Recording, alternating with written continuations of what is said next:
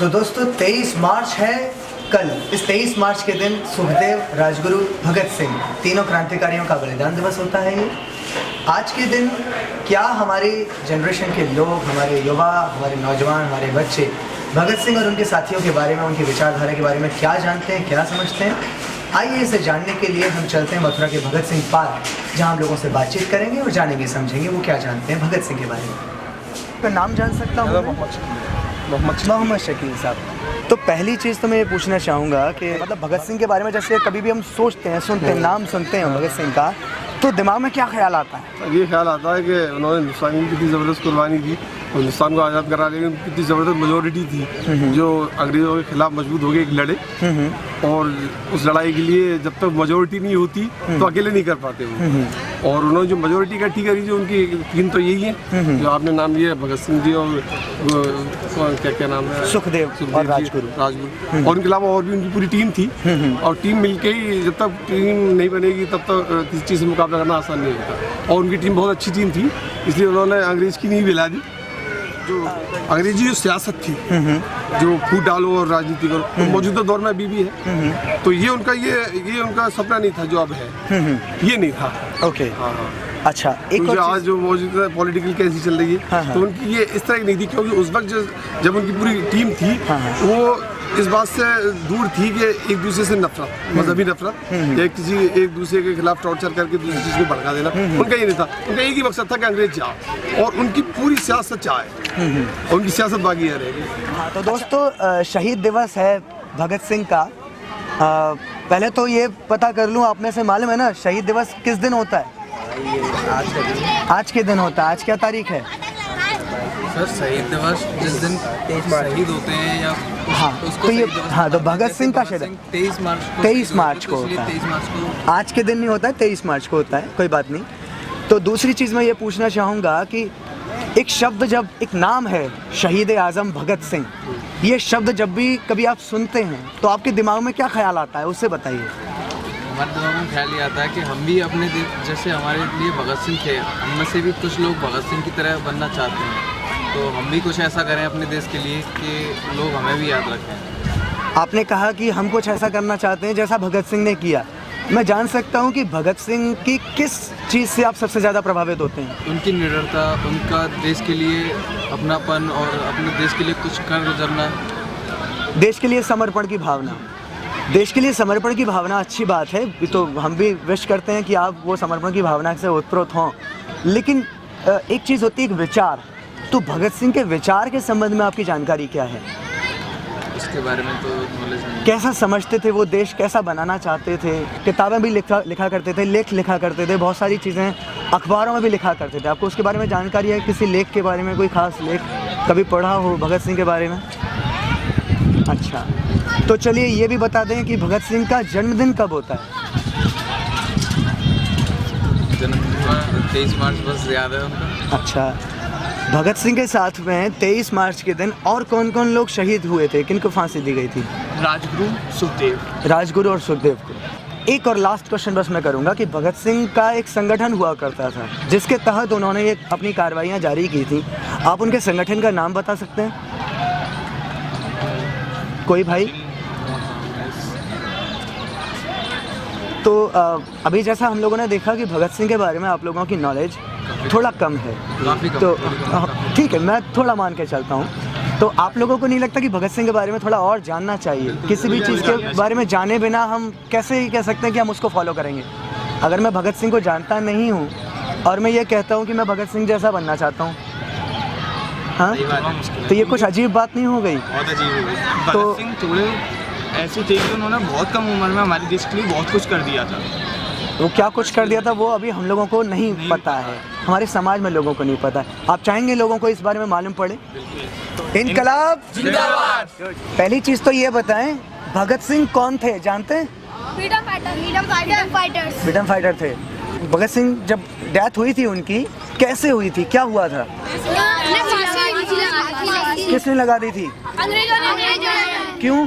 क्योंकि वो बम फोड़ा था उन्होंने बम। वो बोल रहे हैं बम फोड़ा था। कहाँ फोड़ा था पता है? हाँ, भवन में, किसी भवन में फेंका था। अच्छा, फिर उसमें कुछ लोग मरे?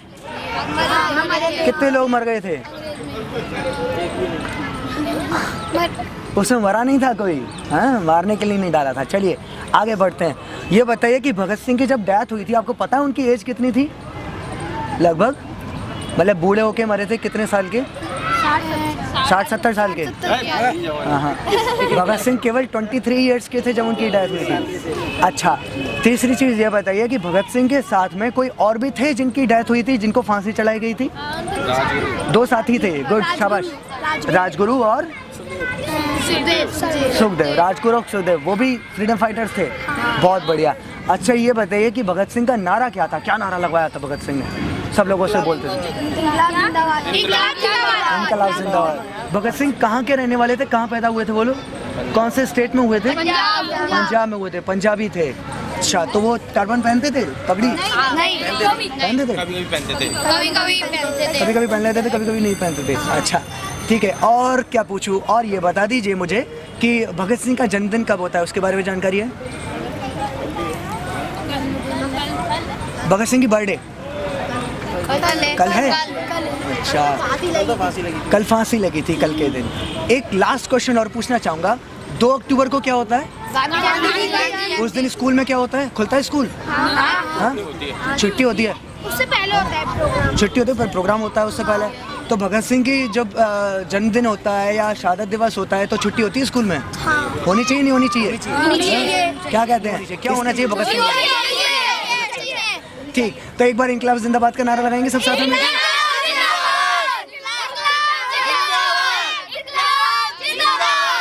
क्या शुभ नाम आपका? अभिषेक गोयल। अभिषेक गोयल। अभी सीए फाइनल कर रहे हैं से।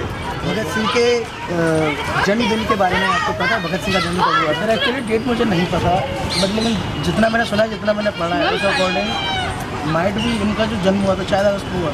अगस्त से। चलिए कोई बात नहीं, बता दूँगा। भगत सिंह और महात्मा गांधी के विचारों की मुख्य असमानता आपको क्या समझ में आती है?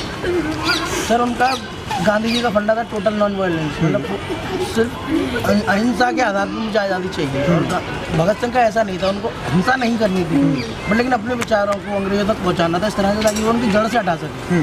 ये था, तो इसलिए अगर उनको हिंसा करनी पड़ी तो अपने विचारों को उन तक पहुँचाने के लिए जनता के समर्थन में हिंसा करेंगे।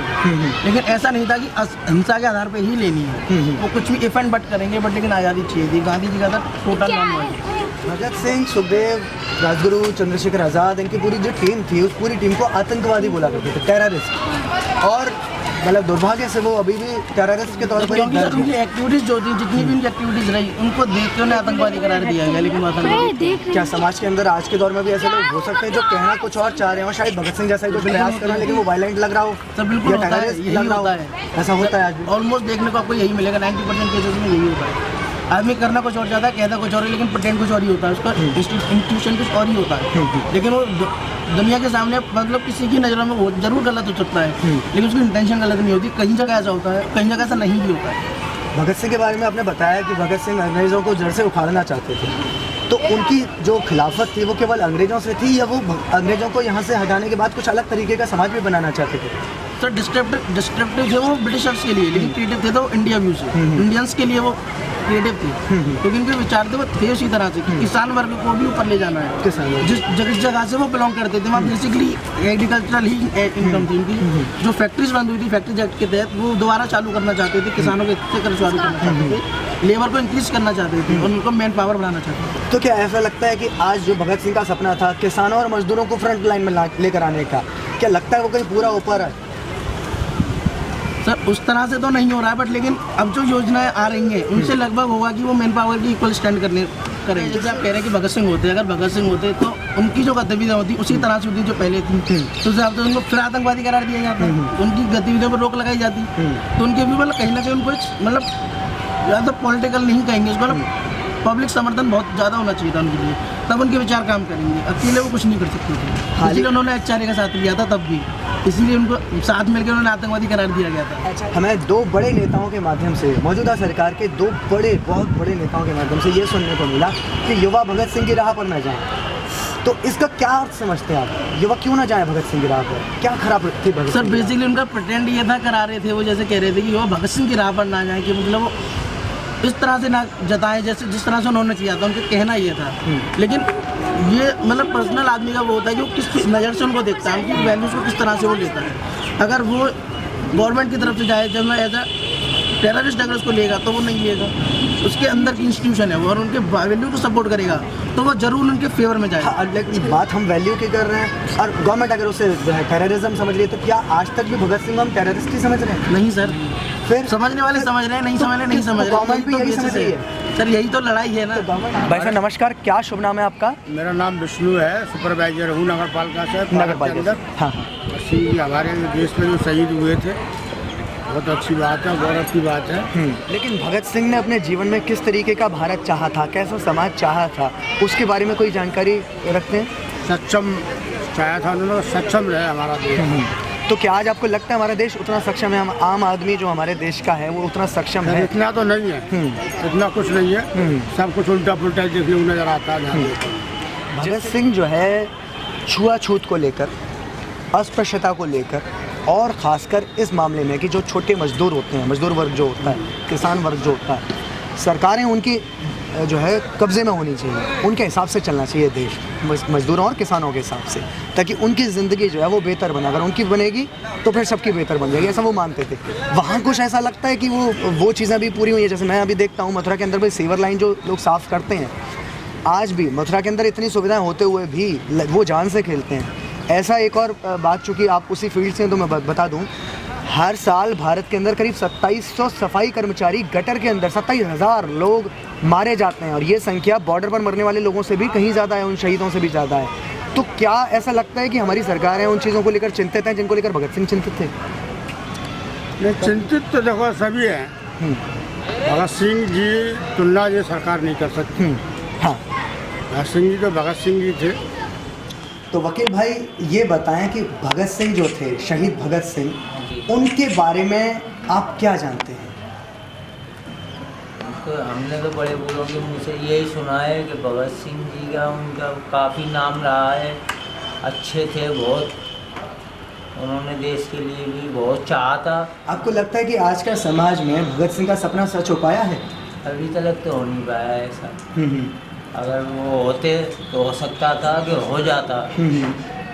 उनके जो हमने नाम सुना है, वो चाहते थे कि हम सब एक ही थाली में खाएं, एक ही समाज में, जैसे कि जाति पाति छूत छात नहीं हो, वो ऐसा कुछ नहीं होता अगर वो होते।